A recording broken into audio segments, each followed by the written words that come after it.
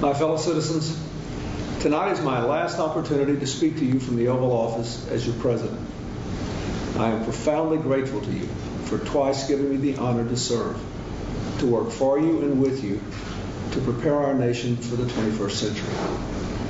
And I'm grateful to Vice President Gore, to my cabinet secretaries, and to all those who have served with me for the last 8 years. This has been a time of dramatic transformation, and you have risen to every new challenge. You have made our social fabric stronger, our families healthier and safer, our people more prosperous. You, the American people, have made our passage into the global information age an era of great American renewal.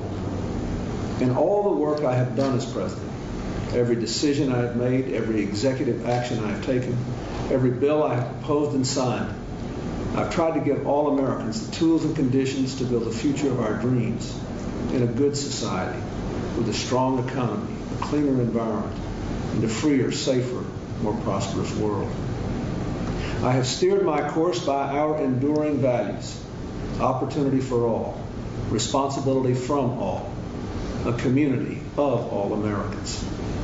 I have sought to give America a new kind of government, smaller, more modern, more effective, full of ideas and policies appropriate to this new time, always putting people first, always focusing on the future. Working together, America has done well. Our economy is breaking records with more than 22 million new jobs, the lowest unemployment in 30 years, the highest home ownership ever, the longest expansion in history. Our families and communities are stronger. 35 million Americans have used the family leave law. 8 million have moved off welfare. Crime is at a 25-year low. Over 10 million Americans receive more college aid, and more people than ever are going to college. Our schools are better. Higher standards, greater accountability, and larger investments have brought higher test scores and higher graduation rates. More than 3 million children have health insurance now, and more than 7 million Americans have been lifted out of poverty. Incomes are rising across the board. Our air and water are cleaner. Our food and drinking water are safer. And more of our precious land has been preserved in the continental United States than at any time in 100 years. America has been a force for peace and prosperity in every corner of the globe. I'm very grateful to be able to turn over the reins of leadership to a new president, with America in such a strong position to meet the challenges of the future. Tonight I want to leave you with 3 thoughts about our future. First, America must maintain our record of fiscal responsibility. Through our last 4 budgets, we've turned record deficits to record surpluses, and we've been able to pay down $600 billion of our national debt, on track to be debt-free by the end of the decade for the first time since 1835.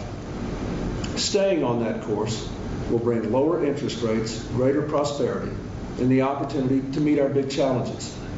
If we choose wisely, we can pay down the debt, deal with the retirement of the baby boomers, invest more in our future, and provide tax relief. Second, because the world is more connected every day in every way, America's security and prosperity require us to continue to lead in the world. At this remarkable moment in history, more people live in freedom than ever before. Our alliances are stronger than ever. People all around the world look to America to be a force for peace and prosperity, freedom and security.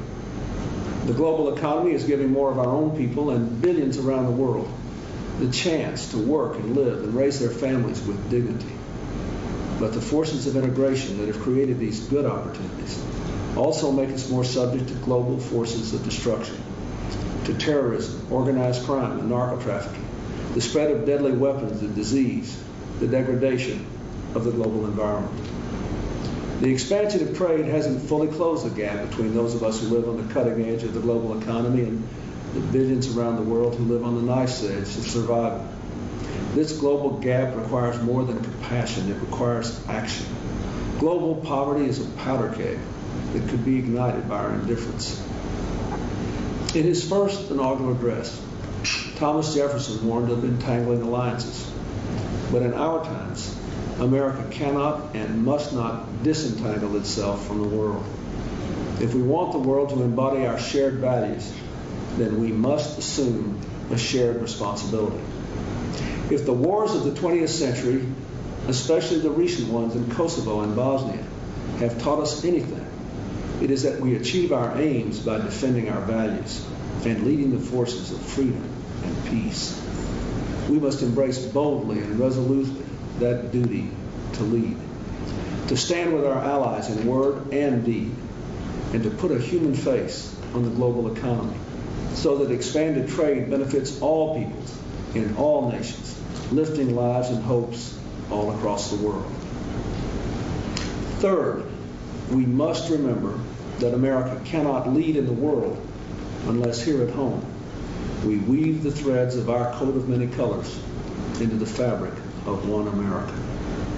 As we become ever more diverse, we must work harder to unite around our common values and our common humanity.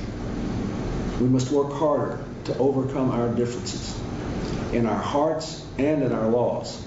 We must treat all our people with fairness and dignity, regardless of their race, religion, gender, or sexual orientation, and regardless of when they arrived in our country, always moving toward the more perfect union of our founders' dreams. Hillary, Chelsea, and I join all Americans in wishing our very best to the next president, George W. Bush, to his family and his administration in meeting these challenges and in leading freedom's march in this new century. As for me, I'll leave the presidency more idealistic, more full of hope than the day I arrived, and more confident than ever that America's best days lie ahead. My days in this office are nearly through, but my days of service, I hope, are not. In the years ahead, I will never hold a position higher or a covenant more sacred than that of President of the United States. But there is no title I will wear more proudly than that of citizen. Thank you. God bless you, and God bless America.